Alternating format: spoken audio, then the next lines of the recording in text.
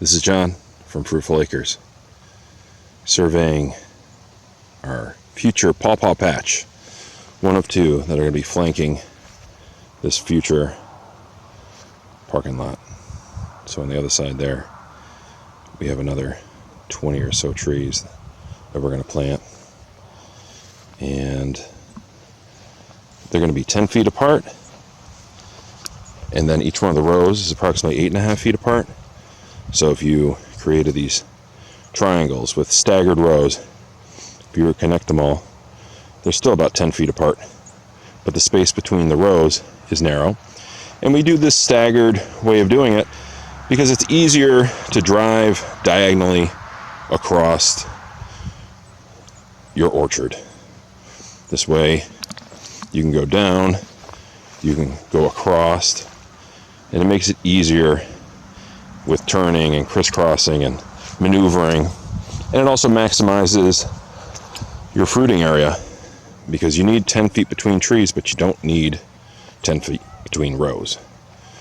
If you're going to use manual cultivation and big machines, then yes, but we're trying to pack in as much fruit as we can into a small area. We want to build a forest over here. We want to have it so that there is no grass underneath, because it's all shaded out by the trees. So that's what we're trying to accomplish over here. We'll have 6 or 7 different varietals that will stagger throughout, and we are planting in full sun. We are not planting in the shade. Paw Paws, when first planted, especially if they're seedlings or from seed, they are very susceptible to the sun. But my understanding is that when getting grafted varietals, this is not the case. Yes, you might need to shade the tree for the first year, but beyond that, you don't. And that trees do grow well in the understory, but they need the sun in order for the fruit to ripen. And speaking to different nurseries who are familiar with the situation, they have Paw Paws in the sun, and all the fruit comes to fruition. Paw Paws in the shade, in the valley, in the creek bed that don't get a lot of sun, they never ripen, especially up north where the growing season is shorter.